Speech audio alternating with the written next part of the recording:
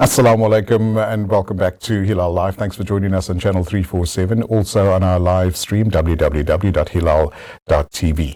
It's Monday, so it's Mental Health Monday. We encourage you to be part of the show. We're going to open up the WhatsApp line a bit later, and if you have any questions, queries, concerns, you're more than welcome to send us a message. And our clinical psychologist in studio, Brother Rafiq Lockhat, who's joining us. Assalamu alaikum.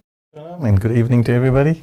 Rafiq will try his level best to answer some of the questions that our viewers will send through. And then also we've got a very special guest today. A lot of you may know him from social media, Devon Saunders, aka Devdondidit. There we got it. Yeah. A lot of people say Devdondidit or Devdondidit, but you got it right. Got it. First time. Thanks for joining us. Appreciate it. Thanks for having me. So very important topic today as well. And all too often we do find that quite a few people are putting some of their work, content creators, actors, in the radio and TV industry as well, take to social media to spread their work. Sometimes it can have a diverse effect, or adverse effect, I'd rather say, and so that is why Devon is joining us today as well. Devon, just to draw context in terms of why we're here today, I'm going to bring Rafiq in just now, but not too long ago, you had a bit of an episode with regards to, or a challenge with regards to anxiety, and it made you feel a bit awkward. Give us some context on how that happened.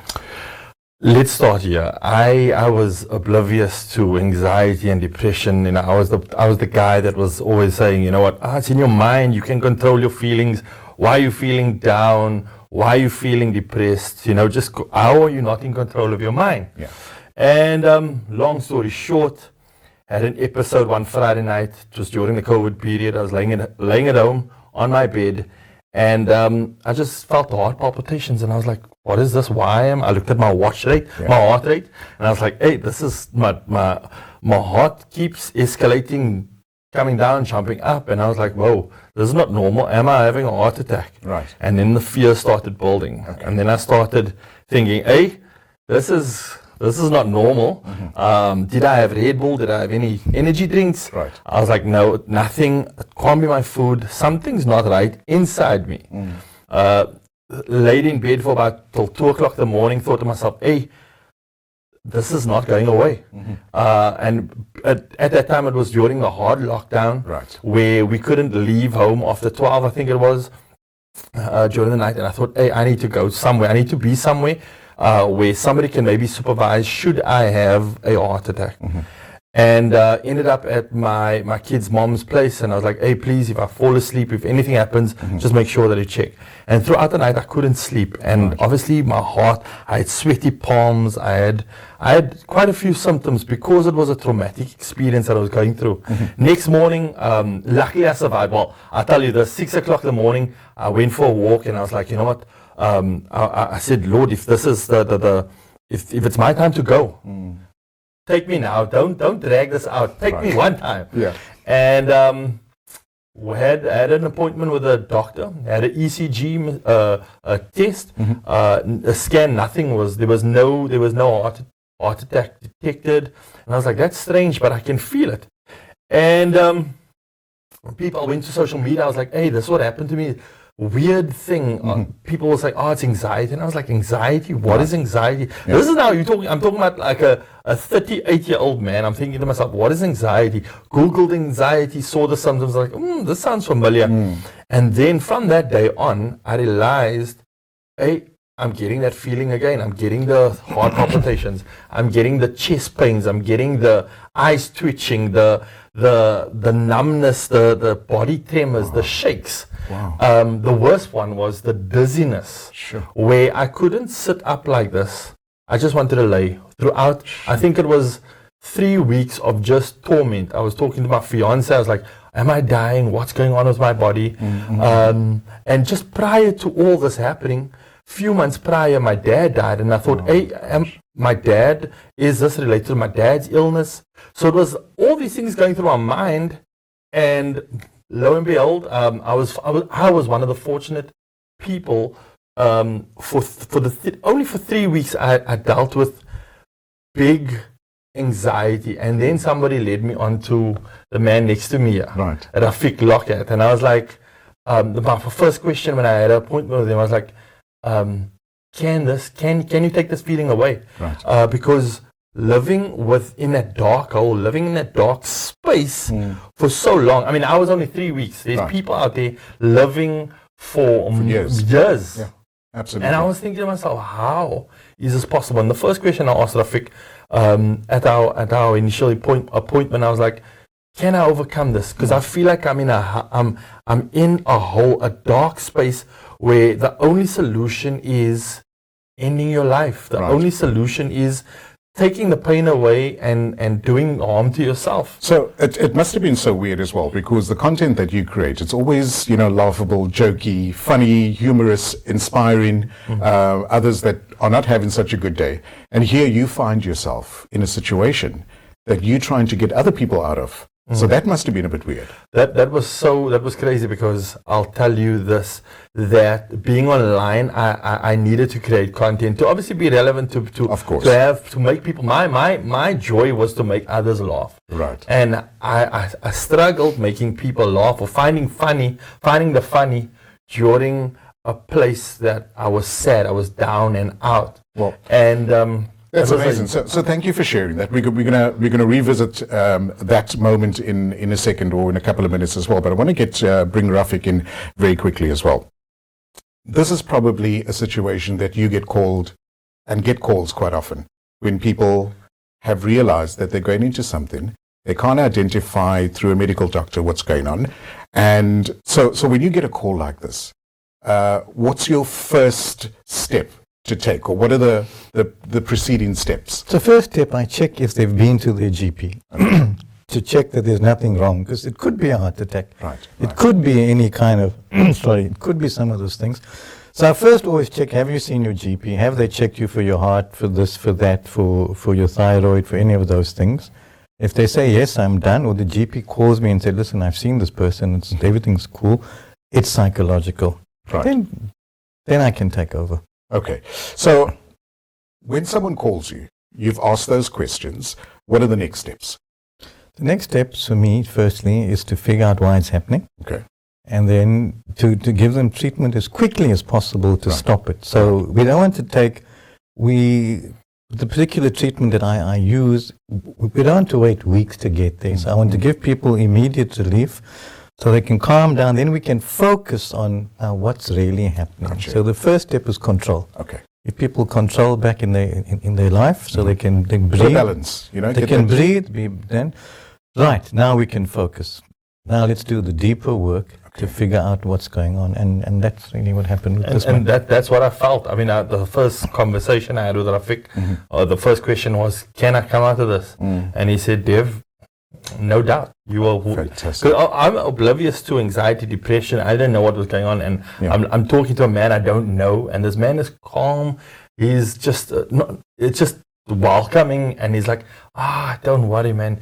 We're gonna sort this out. It was online, and I was living in Malaysia at the time when he phoned me. And it was online session as well. Online. Wow. Most of your sessions these days are online as Yeah, well. I only find work online since COVID. So we're going to open up the WhatsApp line very soon. And if you have a question regarding today's topic, we've got Devdondidit in studio. The WhatsApp line 079-085-2511. If you have a question, send it to us, and we'll try our level best to answer that. I want to come back to Devon as well. As a social media influencer, one often finds your life becomes, so people can become a bit intrusive, because your entire life most of your life is online, on social media. People, I would imagine, you get the good and the bad comments that come through as well.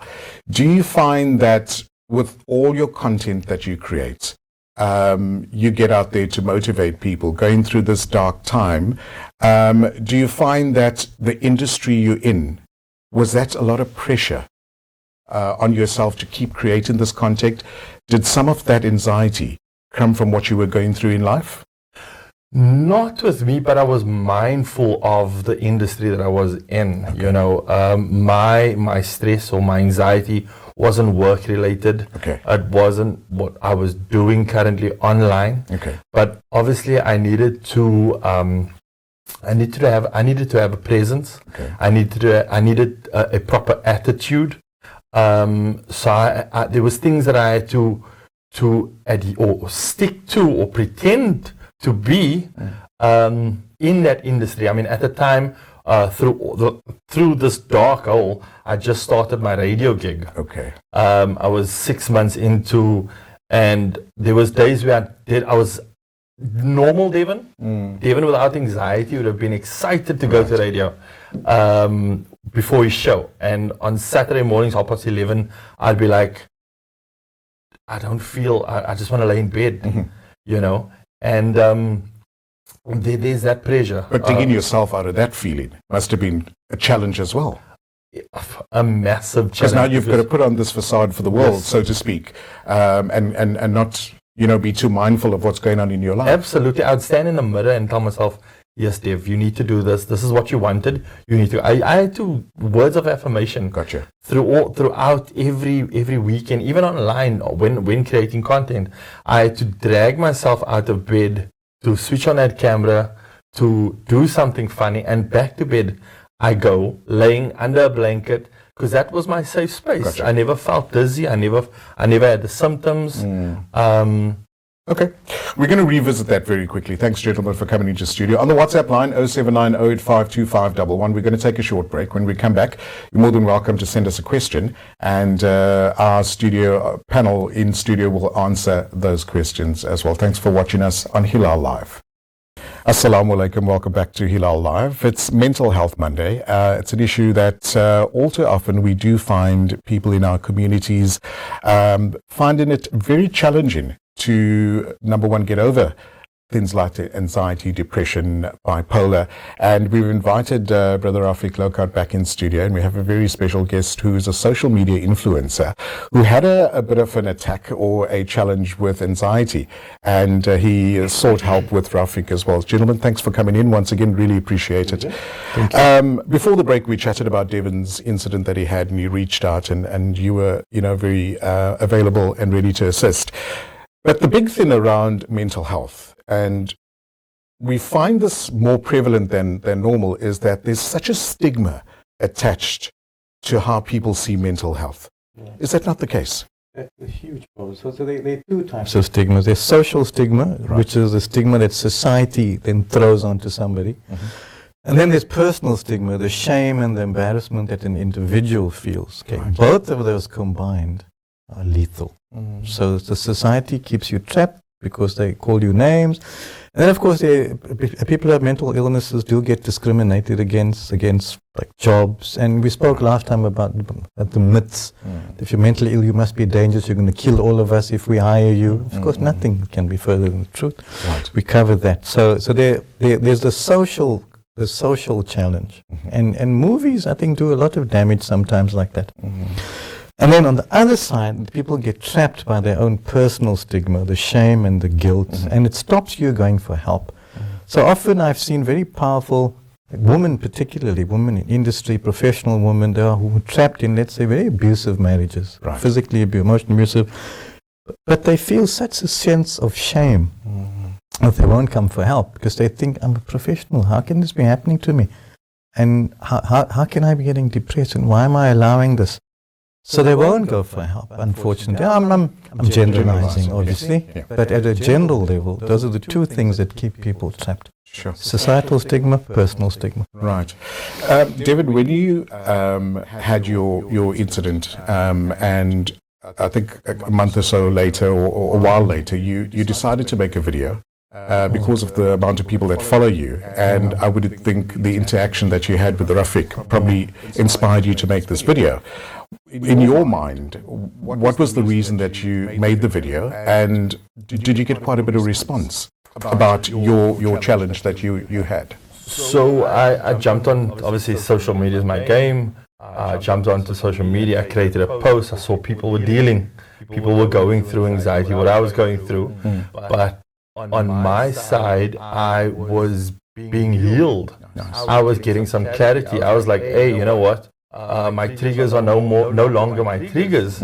I need to let people know that because a lot of people in the beginning, they were telling me, "Oh, you got anxiety, something you're gonna have to manage throughout your life." And then meeting Rafiq and doing PWR therapy, I was like, I don't need to manage it anymore. I now it's no longer a trigger. It's eradicated of my life. Now I'm fine with my body.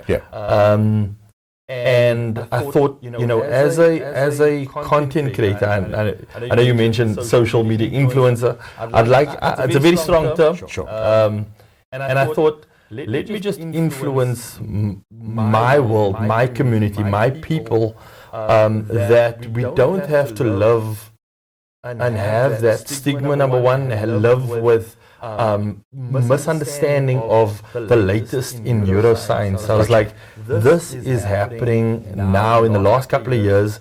There's ways that you can overcome anxiety. And I thought it's my social responsibility to educate my community, to let them know, hey, you don't need to go down that dark hole and think, I need to end my life. Often we'd see celebrities, people online, hey, they took their life. And I thought, you know what, I have a platform, it's not huge in the grand scheme of things. But it's huge enough to make a difference. And I thought, you know what, I need to share. And it's become my passion. The therapy, being healed from it, I've gone and had talks with people. But obviously always just reverting to Rafiq. Hey, Rafiq, can I do this? Can I say that? Right. Not being a professional myself, or not being educated enough to share professional opinion, I shared my story on what I experienced and how I overcome it. Where do you find yourself now with regards to the healing process? Now, if Rafiq said to me at the time, I said, Rafiq, am I going to remove anxiety out of my life? He said, Dev, yes, now and then you will have maybe a trigger, and it will be for like a split second, and then your body, your head, your body will just be normal. You'll be fine.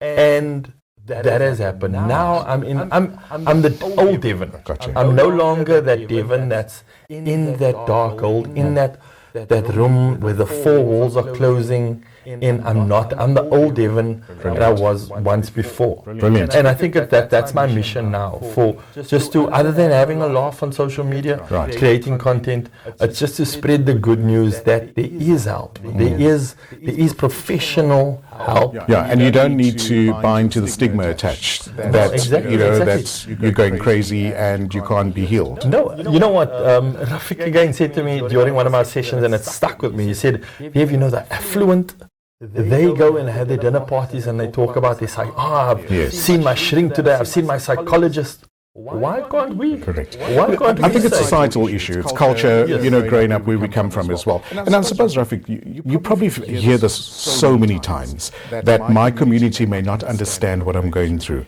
But people I work with, people I socialize with, my professional buddies, they seem to get it. Is that the common statement you hear? It's getting better. Okay.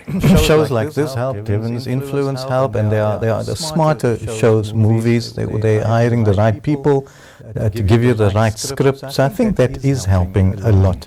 Because the thing is, if people see their favorite character going for therapy, for a panic attack or for PTSD after a robbery or a hijacking, they think, if they're going, that's probably okay. And that's why the work Devon did, was really important. Because if I say to somebody, listen, get therapy, and Devon says it, it's much more powerful coming from him. Because he's like a normal person. He's not out to make money from it. He's just saying. So people take influencers, celebrities, far more seriously, and that's why we hope more people will come forward and say. Do you find that a lot more people that are in the public eye do go to episodes like what Devon went through? All the time. In fact, probably worse. The pressure people are under. I mean, we've seen scrutiny, movies, basically. Scrutiny, every aspect of your life, how you look. Look, you got to have hair in your teeth these days to do what Devon does. I mean, it's not easy, and portraying this happy-go-lucky character all the time, because that's the field you try to portray, can be overwhelming. When do you take a break? When do you say, you know what, I've had enough of everybody I don't do people today. I'm just going to be at home. That happens as well. That does happen. I watched the Whitney Houston documentary on, Yes. and the Elton John one, and you could see how easy. And unfortunately, I don't think they got the right help. Right. And I think that could have things could have things could have happened differently. Yeah. I also think it's sad to say that the way the world has gone now, I find a lot more people are experiencing or going through anxiety and depression. So now it's no longer just a stigma. It's no longer just an opinion of someone like me years ago, where I thought, oh, what is anxiety? Now I think now people are now being exposed personally to anxiety.